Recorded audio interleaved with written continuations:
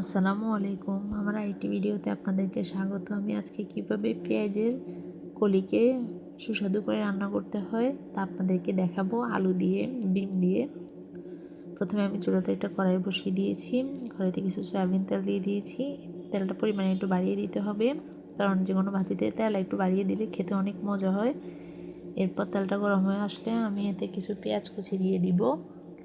পেঁয়াজ কুচি দিয়ে দেওয়ার পরে কিছু কাঁচামরিচ দিয়ে দিব। কাঁচামরিচ খালি একটু বেশি করে দিবেন, কারণ পেঁয়াজ কলিটা একটু খেতে মিষ্টি হয়, তাই একটু মরিচ বেশি দিলে ঝালের পরিমাণটা বাড়িয়ে দিলে খেতে অনেক মজা হয়।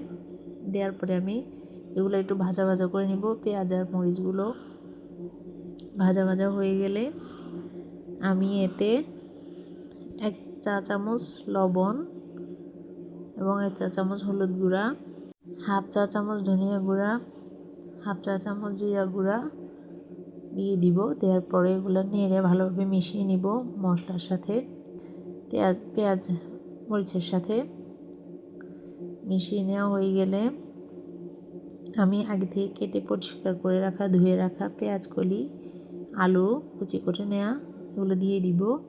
দেওয়ার পরে এগুলো ভালোভাবে নেড়ে চেড়ে উপর নিচ করে দিব। এই ভাজিটা খেতে যা অসাধারণ হয়, আপনারা না করে খেলে বুঝবেন না। আমার নিয়মে সেমভাবে একইভাবে আপনারা করে দেখেন, এটার স্বাদ অসাধারণ। গরম ভাত, রুটি, পরোটা যে কোনো কিছুর সাথে এটা খুবই মজা লাগে। আমি নেড়ে চেড়ে একটা ঢাকনা দিয়ে ঢেকে দিয়েছি। 5 থেকে 10 মিনিট পর এসে আবার ঢাকনা উল্টিয়ে একটু নেড়ে চেড়ে দিব। দেখুন আমার পেঁয়াজ কলিটা অনেকটা সিদ্ধ হয়ে গেছে, এ থেকে পানি ছেড়েছে। আমি একটু নেড়ে চেড়ে আবার ঢাকনা দিয়ে ঢেকে দিব 5 থেকে 10 মিনিটের জন্য।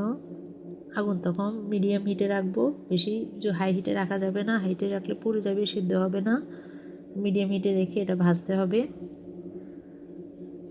ঢাকনা দিয়ে ঢেকে দেওয়ার পরে 5 থেকে 10 মিনিট পর আমি এসে আবার ঢাকনা উল্টিয়ে নেড়ে চেড়ে দিব পেঁয়াজ কলিগুলো। দেখুন আমার পানি যেটুকু বের হয়েছিল এটা অনেকটা শুকিয়ে গেছে।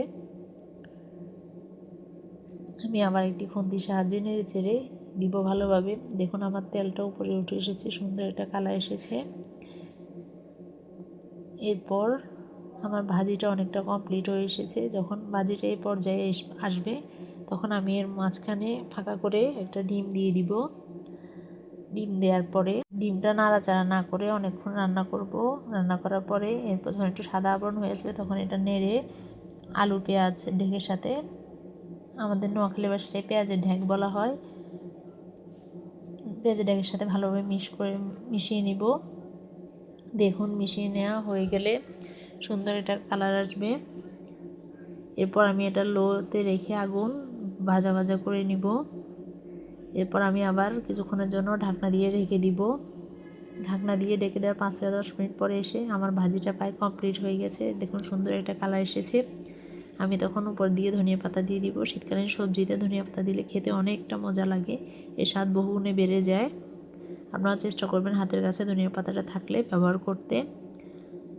আমার পেঁয়াজ কলি রান্না শেষ। আমার ভিডিও ভালো লাগলে like, comment, share and subscribe করতে ভুলবেন না। আল্লাহ হাফিজ, আসসালামু আলাইকুম। সবাই আমার পাশে থাকবেন।